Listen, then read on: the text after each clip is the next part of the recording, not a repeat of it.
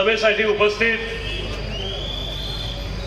माननीय अशोक मोकल साहेब, जांभळे साहेब, इथे उपस्थित सर्व काँग्रेस पक्षाचे पदाधिकारी, राष्ट्रवादी पक्षाचे पदाधिकारी आणि इतर सर्व मान्यवर हो, आणि या मोठ्या संख्येने उपस्थित आपण सर्व पेण तालुक्यातले नागरिक आणि ग्रामस्थ, आज खरोखर मगाशी अनेक मान्यवरांनी म्हटलं की हा लाल बावटा आज झळकताना आता दिसायला लागलाय आणि शिट्टी वाजणारच आहे.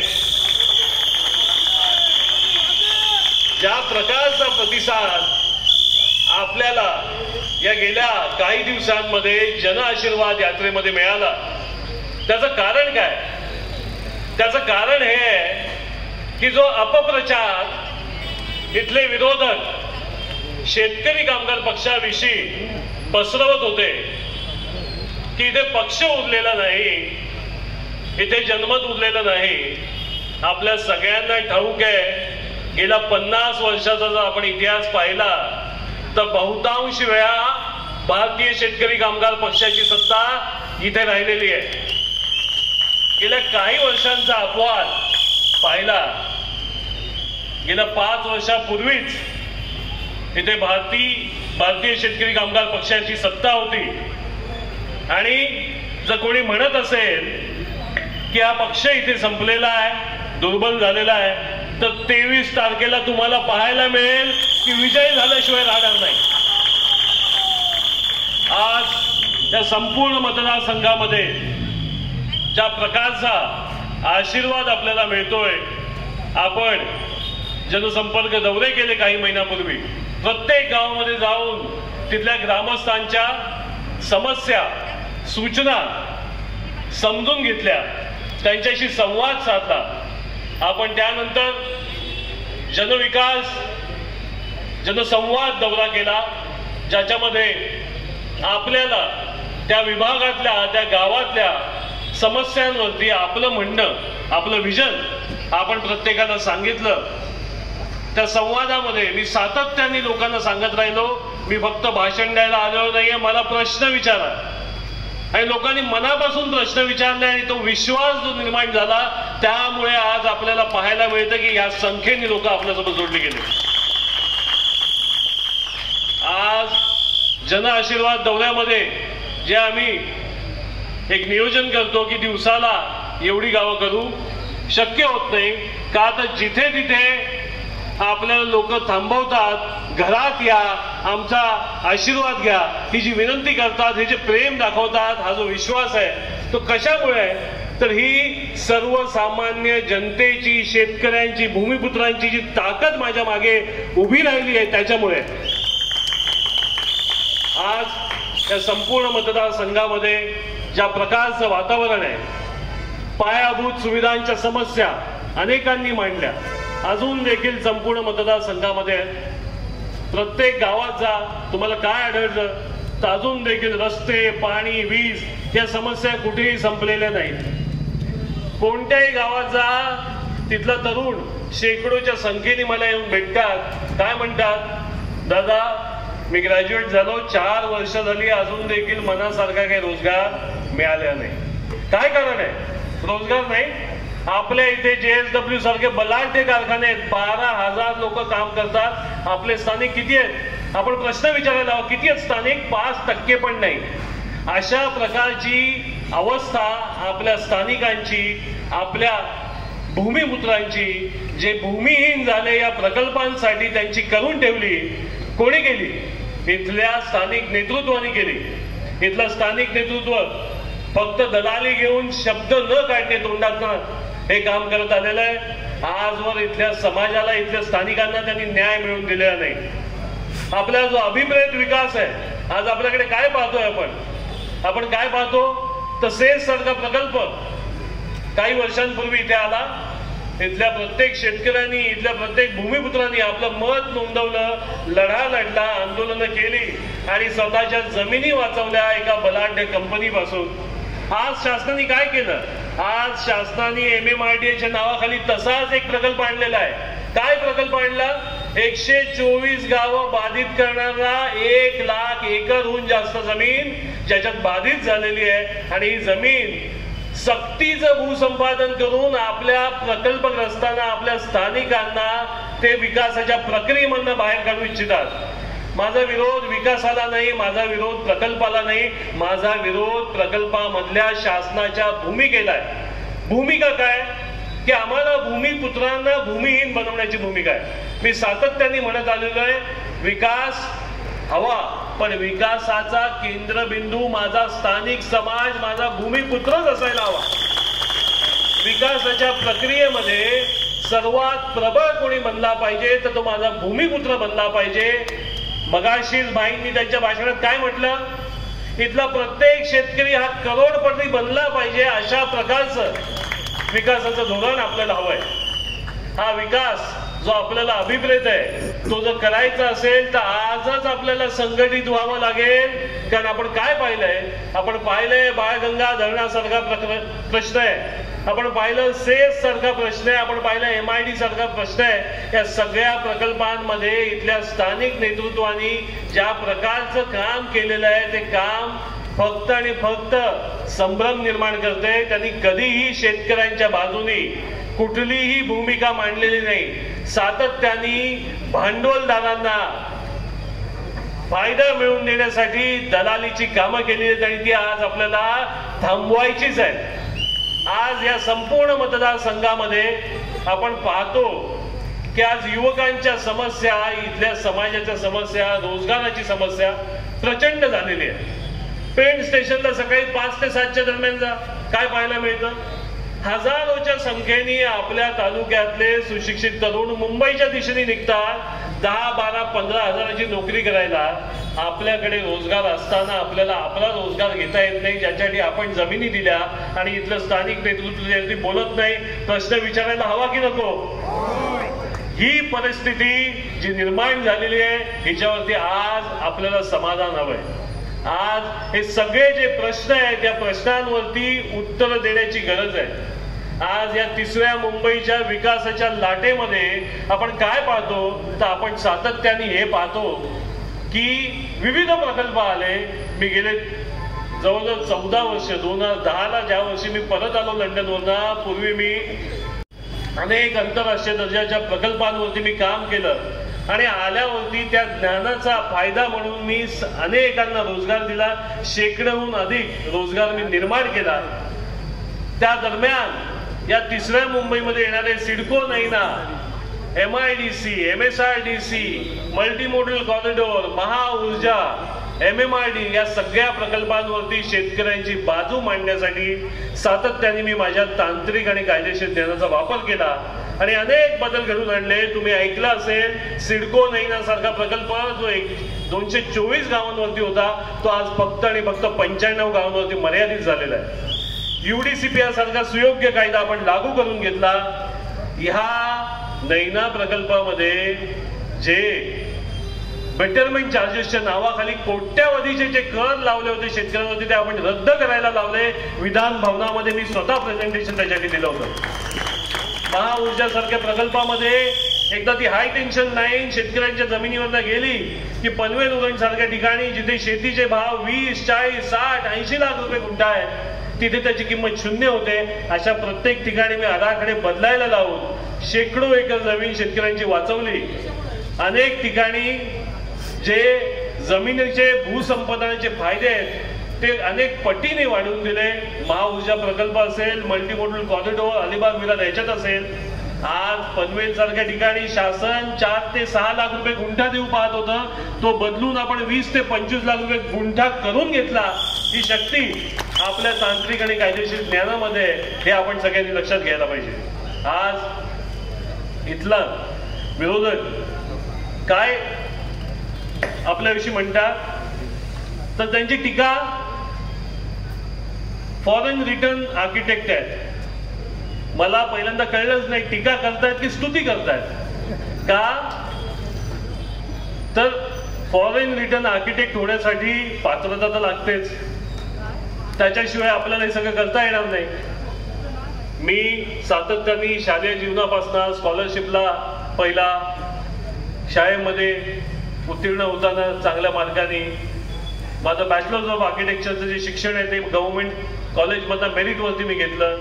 मी लंडनला जिथे शिकायला गेलो ते जगातलं नंबर 1चं इन्स्टिट्यूट होतं, जिथे आपल्या देशातले महामानव डॉक्टर बाबासाहेब आंबेडकर, महात्मा गांधी अशी लोक जिथे शिकले तिथे जाऊन शिक्षण घेतलं. आणि त्या शिक्षणाच्या जोरावरती अनेक शेतकऱ्यांचे, अनेक तालुक्यांमधले अनेक प्रकल्पांचे समस्या आज आपण दूर केल्या. माझा राजकारणाशी काही संबंध नव्हता, मी फक्त सामाजिक कामामध्ये होतो. पण ज्या प्रकारचा बदल आपण आपल्या भूमिपुत्रांसाठी आणि शेतकऱ्यांसाठी घडवतोय हे पाहूनच सातत्याने पक्षाकडनं विचारणा केली जात होती. आणि त्यांचा आग्रह होता की पेण ही तुमची मातृभूमी आहे, पेणमध्ये तुम्ही काम करायलाच हवं. आणि मला ती संधी देखील MMRD, MIDC सारख्या प्रकल्पांमध्ये मिळाली आणि सातत्याने ती मी भूमिका मांडत राहिलो. आज आपण पाहतोय की सगळेजण या वेळेला विविध विषय सांगतायत, पण मी एक आर्किटेक्ट आहे, नियोजनकार आहे आणि मला गोष्टी घडवता येतात. त्याच्यातनंच मी आजपर्यंत अनेक गोष्टी घडवल्या. आणि आज तुम्ही पाहू शकता की जो जनसमुदाय आपल्या मागे आहे तो आपल्या या सगळ्या नियोजनामुळेच आहे. आज मी तुम्हाला माझं 5 वर्षाचं विजन सांगतो. 5 वर्षाचं विजन सांगतो. पहिल्या 6 महिन्यात मगाशी भाई म्हणाले तसं खारे पाट्याला पाणी आणून देणारच. आपल्या इथली दुसरी महत्वाची समस्या आहे MIDC.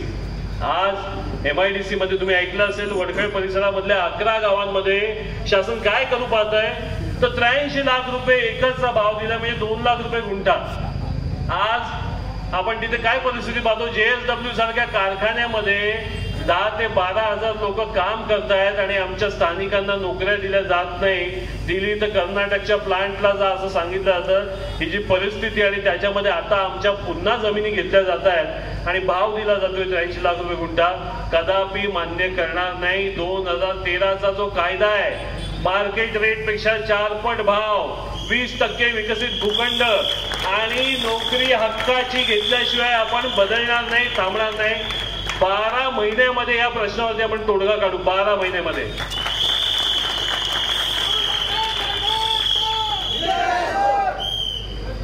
तिसरा मुद्दा, 1.5 वर्षामध्ये सेसचा प्रलंबित जो प्रश्न आहे त्या प्रश्नावरती जी काही कायदेशीर कारवाई करण्याची गरज आहे ती करून आपल्या शेतकऱ्यांच्या 1555 हेक्टर जमिनी परत मिळवून देणारच.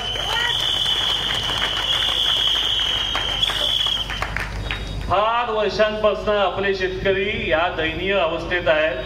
त्यावेळेला आपले हेच आत्ताचे जे स्थानिक आमदार आहेत त्यांच्या मार्फतच या प्रकल्पामध्ये सेज मध्ये एका बलाढ्य कंपनीने आपल्या जमिनी कवडी मोलाच्या भावामध्ये घेतल्या. आणि आज 15 वर्ष प्रकल्प न झालेला असताना जेव्हा कायदा सांगतो की जमिनी परत द्याव्या लागतात त्यावेळेला आपल्याला त्या मिळाल्या नाहीत. मी फक्त आणि फक्त 1.5 वर्षामध्ये ते करून दाखवणार आहे आणि या जमिनी आपल्या प्रत्येक शेतकऱ्याला परत मिळवून दाखवणार आहे. आज आपल्या तालुक्यामध्ये रोजगाराची समस्या असताना आपल्या इथल्या कार्यकुशल कौशल्य असलेल्या ग्रामस्थांनी, युवकांनी काय केलं तर त्यांनी स्वतःच्या कौशल्याच्या जोरावर गणपती कारखाने काढले आणि पेंटचं नाव जगभर त्यांनी केलेलं आहे. पण आज या गणपती कारखान्यांची काय परिस्थिती आहे, तुम्ही हमरापूर पासून दादर पर्यंत जा, गाडी किती वेळा थांबते, रस्ता नाही, रस्ता अरुंद आहे. पाणी पावसाळ्यामध्ये जागोजागी जमतं, जेव्हा मेन सीझन असतो गणपतीचा त्याच वेळेला पाणी रस्त्यांवरती जमतंय. अशा प्रकारचं दुय्यम दर्जाच्या पायाभूत सुविधा तिथे आहेत. विजेचा प्रश्न सातत्याने माझ्याकडे येत होता. इथले जे गणपती कारखानदार आहेत त्यांना सातत्याने या विषयावरती, बाबा आमच्या इथे ट्रान्सफॉर्मर लावा, हे करा, ते करा, पण आमचा सीझन चालू आहे त्याच्यामध्ये आम्हाला सहकार्य करा. ज्यांना शासनाने काहीच दिलं नाही, ज्यांना शासनाने बिलकुल कुठलीच मदत केली नाही, त्यांनी स्वतःच्या कौशल्यावरती जे उभं केलंय त्याला देखील जी थोडीफार मदत करायला पाहिजे ती शासनाकडनं आजपर्यंत झाली नाही, इथल्या नेतृत्वाकडनं झाली नाही. मी तुम्हाला आज कबूल करतो, आजपासून 2.5 वर्षामध्ये, आजपासून 2च वर्षामध्ये मी म्हणेन की गणपती कारखान्यांचं क्लस्टर डेव्हलपमेंट आपण सुरू केल्याशिवाय थांबणार नाही. ही माझी 4थी कमिटमेंट आहे. आज आपल्या इथली गंभीर समस्या आहे. काय समस्या आहे? पेण विधानसभा मतदारसंघामध्ये पेण तालुका आहे, सुधागड तालुका आहे, रोह्याचा बहुतांशी भाग आहे. आपण पाहता रायगड जिल्ह्यातल्या सर्वात मोठ्या कंपन्या, कारखाने हे आपल्या मतदारसंघामध्ये आहेत आणि त्यांची मोनोपॉली काय? त्यांची मोनोपॉली आहे प्रत्येक गोष्टीमध्ये. ते शासनाने दिलेले कायदे देखील पाळत नाहीत. जो अधिकार आमचा स्थानिकांचा आहे, प्रकल्पग्रस्तांचा आहे, तो आम्हाला ते देत नाहीत. येत्या 2.5 वर्षामध्ये हे मोडल्याशिवाय मी थांबणार नाही. मोनोपॉली संपूर्णपणे नष्ट करू आपण. याच्यामध्ये होणारे फायदे आपल्या सगळ्यांना माहिती आहेत. हजारोचे संख्येने तिथे रोजगार उपलब्ध होईल. अनेकांना या कारखान्यांमध्ये सुयोग्य पद्धतीने कॉन्ट्रॅक्टर उद्योजक बनता येईल. आपल्या इथे असे बलाढ्य कारखाने, एकेका कारखान्याचा तुम्ही वर्षाचा टर्नओव्हर ऐकलात 50,000 कोटी, 50,000 कोटीचा टर्नओव्हर. आणि नवीन 1000 एकरचं जे ऍक्विजिशन करतायत त्याच्या जमिनीचा खर्च किती? तर आज त्यांनी दिलेला रेट पाहिला तर तुम्हाला साधारणपणे 800 कोटी पण देत नाहीयेत ते.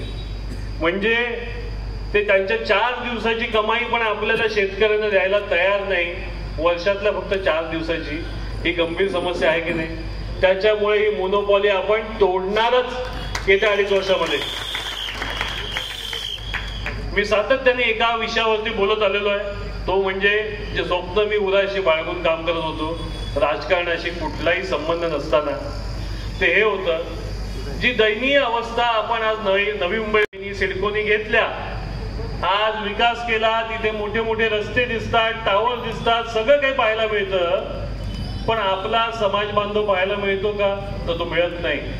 त्याची दुरावस्था झाली आहे. काय झालंय? त्याला 10-20-30 हजार रुपये एकर आणि त्यावेळेला रेट मिळाला. आज परिस्थिती काय? आज सिडको एखादा प्लॉट विकते 300 कोटी रुपये एकरने विकला जातो. फायदा कोणाला? परप्रांतीय विकासकांना, भांडवलदारांना, शासनाला, प्रशासनाला. आपले समाज बांधव काय करतात?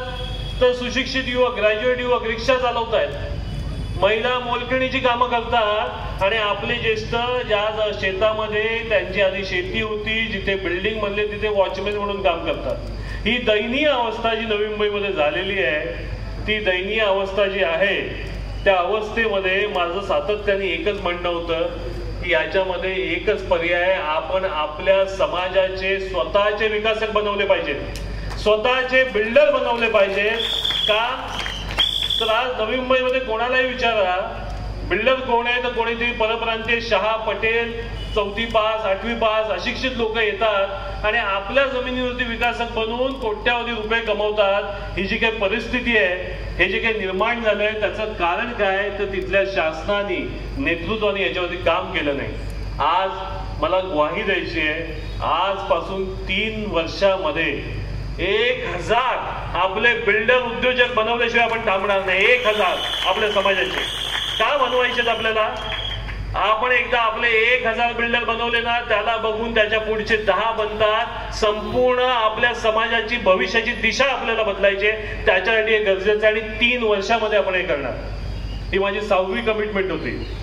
त्यानंतर मी सातत्याने बोलत आलेलो आहे, आज पेण विधानसभा मतदारसंघामधला निम्म्याहून अधिक भाग हा दुर्गम आहे.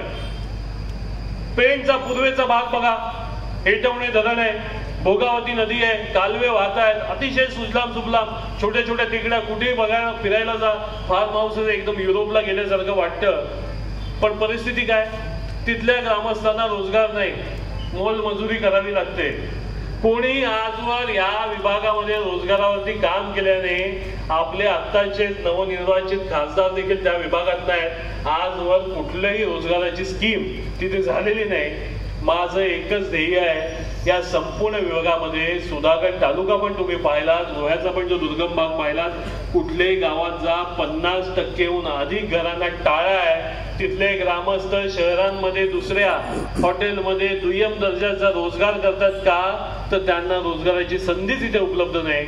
आपल्याला ह्या संपूर्ण विभागामध्ये agro tourism, medical tourism, institutional project, hospitality project असे प्रकल्प जे पर्यावरणाची कोणतीही हानी न करता लाखोच्या संख्येने रोजगार निर्माण करतील आणि आपल्या प्रत्येक स्थानिक मुलाला रोजगार मिळेल, अशा प्रकारचे प्रकल्प आपण येत्या 3.5 वर्षामध्ये या विभागामध्ये चालू करून दाखवणार आहोत.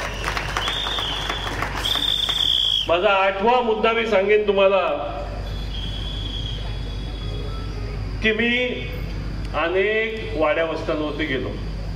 कुठल्याही आदिवासी समाजाच्या बांधवाशी चर्चा करा, त्यांची व्यथा त्यांच्या डोळ्यामध्ये दिसते. रस्ते झालेले नाही, घरकुल झालेलं नाही, आज त्यांची दयनीय अवस्था आहे, रोजगार मिळत नाही. अशा सगळ्या परिस्थितीमध्ये कोणीही त्यांचा हात धरायला तयार नाही. फक्त नेत्यांचं एकच काम, व्यसना आहारी समाजाला घाला आणि त्यांच्या प्रश्नांपासून त्यांना दूर ढकला. मी येत्या 4 वर्षामध्ये किमान 1000 घरकुल बांधून दाखवेन. किमान 1000. त्या पुढचे एक महत्वाचा विषय आहे ज्याच्याविषयी मला वाटतं इथल्या काही मान्यवरांनी भाष्य केलं, जो गेले 13-14 वर्ष इथे प्रलंबित आहे आणि तो महत्वाचा आहे की जेव्हा एखाद्या प्रकल्पामध्ये ग्रामस्थांना, शेतकऱ्यांना, भूमिपुत्रांना विस्थापन करावं लागतं आणि विस्थापनाचे विविध इतिहास तुम्ही ऐकलेले असतील. आज खासग्या ठिकाणी कोयना धरणवाले लोक आहेत, पुन्हा सिडकोनी त्यांची जमीन घेतली, त्यांची काय दयनीय अवस्था झाली हे सगळ्यांना माहिती आहे. आज बाळगंगा सारखा प्रश्न आपल्या इथे आहे. आज कोर्टाने काही मोजक्या लोकांना न्याय दिलेला आहे, पण अनेक लोक याच्यामध्ये अजून देखील बाधित आहेत. त्या सगळ्यांना मी समान न्याय मिळवून देईन. समान न्याय आजपासून माझी कमिटमेंट आहे. आणि शेवटची आणि महत्वाची कमिटमेंट, आपण इथे पाहू शकता की या सभेला अनेक युवक आहेत. आज आपल्या इथे साधारणपणे 22-25 वयोगटापासून 30-35 वयोगटामध्ये असणारे युवक किती आहेत तुम्हाला संख्या माहिती आहे का? एक साधारणपणे 15 ते 1000च्या आसपास युवक आहेत या संपूर्ण मतदारसंघामध्ये. 15 ते 20,000 युवक ज्यांना नोकरी हवी आहे, ज्यांना रोजगार हवा आहे. मी आधीच्या काही मुद्द्यांमध्ये रोजगार निर्मितीविषयी बोललोच आहे, पण या सगळ्यांच्या व्यतिरिक्त मी तुम्हाला कबूल करतो, ज्याचे आकडे माझ्याकडनं लिहून घ्यायचे. झालं नाही तर पुढच्या वेळेला मला संधी नाही दिली तरी चालेल. झालं नाही, संधी नाही द्यायची. 5000 लोकांना मी 5000 युवकांना जॉब मिळवून देणार म्हणजे देणारी कबुली करतो. 5000 जॉब 5 वर्षामध्ये म्हणजे काय होतो हिशोब? वर्षाला दिवस काय आहेत ते मोजता येतात, प्रत्येक जण मोजू शकतो. दिवसाला किती होतात ते मोजा. कोणी करू शकतो का ही गोष्ट? मी करून दाखवणार आणि आज कबुली देतो. नाही केलं तर पुढच्या वेळेला संधी द्यायची नाही. आज कबुली देतो, 5 वर्षामध्ये 5000 जॉब, आपल्या 5000 युवकांना जॉब मिळवून देणार म्हणजे देणार. हे जे 10 मुद्दे मी सांगितले, हे माझं या मतदारसंघातलं प्रमुख विजन आहे आणि ते मी स्थापन केल्याशिवाय थांबणार नाही. आजपर्यंत मी 15 ते 18 तास दिवसाला काम करतो, आज देखील करतो, उद्या देखील करणार आहे. या सगळ्या गोष्टी घडवून दाखवणार आहे. या संपूर्ण महाराष्ट्रामध्ये पेण तालुका सर्वात जास्त प्रगत झाल्याशिवाय थांबणार नाही आपण. तुम्ही नवी मुंबई देखील विसरून जाल. नवी मुंबई शहर, ज्याला जगातलं सर्वात सुनियोजित शहर म्हटलं जातं, त्याला तुम्ही 5 वर्षामध्ये विसरून जाल अशा प्रकारची विकास कामं मी येत्या 5 वर्षामध्ये करून दाखवेन, ही कबुली देतो। मी इथे राजकारणासाठी आलो नाही, मला राजकारण समजत नाही, मला एकच गोष्ट समजते, काम। मी काम करून दाखवणार आहे आणि कोणीही कधीही माझ्याकडे कामाच्या अपेक्षेने या, मी काम ते केल्याशिवाय थांबणार नाही। या 5 वर्षामध्ये आपण काया पालट करून दाखवू, जे गेल्या 20-25 वर्षात झालं नाही ते येत्या 5 वर्षामध्ये करून दाखवू, ही कबुली देतो। आज इथे मगाशी भाईंनी उल्लेख केला की आतापासून काही तास बाकी आहेत अजून, जर जे स्वतःला या विधानसभा मतदारसंघामध्ये उमेदवार समजतायत त्यांना इच्छा असेल तर येऊन 15 मिनिटं, फक्त 15 मिनिटं माझ्यासोबत चर्चेला समोर बसा आणि या मुद्द्यांवरती बोलून दाखवा। सगळी जनता समोर ऐकेल, आपण लाईव्ह टेलिकास्ट करू शकतो, लोकांना समजेल की कोण खरोखर काम करणार आहे आणि कोण खरी दिशा देणार आहे। त्याच्यामुळे आज या सगळ्या विषयांमध्ये, या सगळ्या मुद्द्यांमध्ये आपल्याला ही दिशा पाहायला हवी।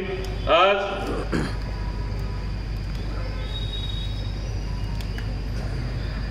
इथे शहरामधले देखील अनेक प्रश्न आहेत जे माझ्या ध्यानात आहेतच, की मगाशी भाईंनी देखील सांगितलं की पेण शहरामध्ये नियोजनबद्धतेचा अभाव सातत्याने पाहायला मिळतो। तुम्ही कुठेही जा, रस्ते इतके अरुंद आहेत की आपल्या गाडी देखील टाकता येत नाही, इथे नियोजन हवंय।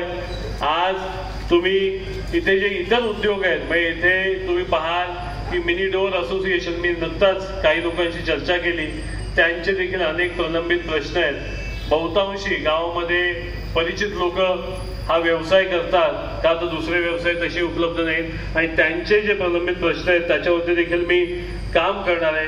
या सगळ्या धोरणांमध्ये जी गोष्ट गरजेची आहे ती हीच आहे की मगाशी भाईंनी जसं सांगितलं की खरोखर विधान भवनामध्ये जर कोणी प्रश्न मांडू शकतो, जर कोणी कायदा समजू शकतो, जर कोणी तांत्रिक गोष्टी समजू शकतो आणि गोष्टी करून आणू शकतो आणि जनसामान्यांना न्याय मिळवून देऊ शकतो, तर तो आजचा उमेदवार मी स्वतःच आहे। त्याच्यामुळे आपण सगळ्यांना मी ग्वाही देतो आणि आज आपल्याला थांबून जमणार नाहीये।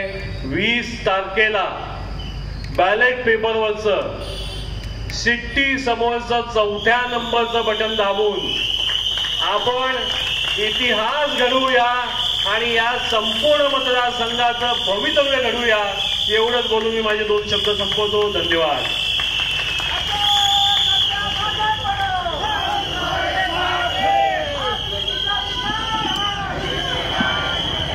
खूप खूप धन्यवाद साहेब।